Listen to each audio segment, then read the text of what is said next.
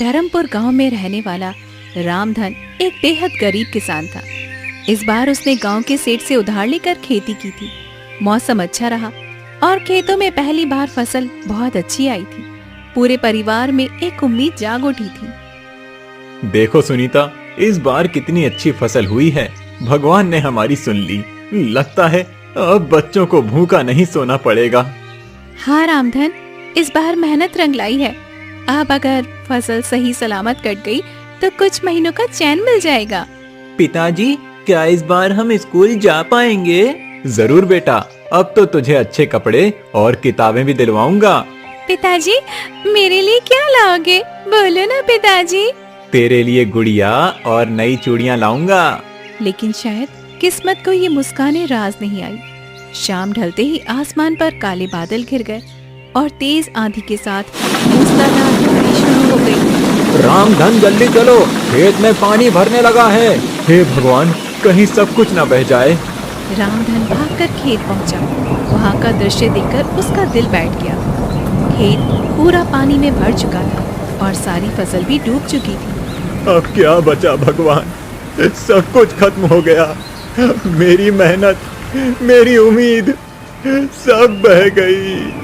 अब बच्चों को क्या खिलाएंगे जी? घर में तो एक मुट्ठी अनाज भी नहीं बचा है। अगले दिन सुबह रामधन सेठ हरिराम के पास गया, जिसके पास से उसने कर्जा लिया था। उसे उम्मीद थी कि शायद सेठ थोड़ा सा समय दे देगा। सेठ जी, बारिश में सब कुछ बर्बाद हो गया। थोड़ी मोहलत दे दीजिए। अगली बार फसल होगी तो सारा कर्ज चुका दूंगा।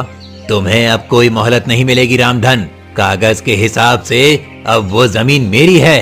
सेठ जी, वो मेरी पुश्तैनी जमीन है। आप ऐसा मत करिए।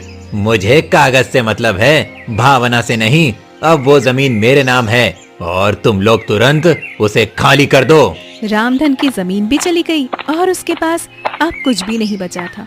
उसके पास अब ना तो खेत था, ना पैसा और न ही कोई आसरा। सुनीता, अब इस गांव में हमारे लिए कुछ नहीं बचा। चलो जंगल की ओर चलते हैं। शायद वहाँ कहीं इससे छुपाने की जगह मिल जाए। ठीक है रामधन, अब जैसी तुम्हारी मर्जी। और इसी के साथ एक गरीब किसान अपने टूटे सपनों को समेटे अपने परिवार को लेकर निकल पड़ा, अनजाने अंधेरे की ओर। सेठ ने उन्हें जमीन से भी निकाल दिया था और अब उनके पास न घर का ठिकाना था, न ही खाने के लिए कुछ था।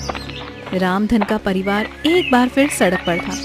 बारिश अब रुक चुकी थी, लेकिन उनके जीवन की बरसात थमने का नाम ही नहीं ले रही थी। चलो सुनीता, अब पीछे मत देखो। जो हो गया उसे सोचने से कुछ नहीं होगा। अब घर नहीं बचा सुनीता, बस जिम्मेदारी बची है इन बच्चों की। इन्हें भूखा नहीं सोने दूंगा, चाहे मुझे कुछ भी करना पड़े। पिताजी, अब हम कहाँ जाएंगे? बेटा, अभी हम एक जगह चल रहे हैं। वहाँ शायद कोई बूढ़े बाबा रहते हैं, जंगल के किनारे पर। सुना है वो अच्छे इंसान हैं। मुझे बहुत भूख लगी है बाबू, मुझे खाना चाहिए। थोड़ा और चल ले बेटा, वहाँ पहुँचते ही कुछ इंतजाम कर लेंगे। रामधन का परिवार गांव से बाहर निकलकर जंगल की ओर बढ़ गया। उन्हें दूर से ही एक टूटी हुई कुटिया दिखाई दी। पास जाने पर देखा वहाँ पर एक बूढ़ा साधु अपनी धुनी रमाए बैठा था। बाबा प्रणाम, हम लोग बहुत मुसीबत में हैं। हमारे पास अब कुछ भी नहीं बचा। बेटा, तुम्हारे चेहरे पर ईमानदारी दिख रही है। तुम चाहो तो इस कुटिया में रह सकते हो। कुछ ज्यादा नहीं है, लेकिन सिर छुपाने की जगह मिल जाएगी। आपका धन्यवाद बाबा, भगवान आपको सुख दे। अब वही टूटी कुटिया उनका नया ठिकाना बन गई थी। अगले दिन सुबह रामधन जंगल में लकड़ी काटने निकला, ताकि बाजार में उसे बेचकर कुछ पैसे मिल जाए। सुनीता, मैं जंगल जा रहा हूँ, लकड़ियाँ काट कर लाऊंगा। फिर उसे बेचकर कुछ सब्जी लाएंगे बच्चों के लिए।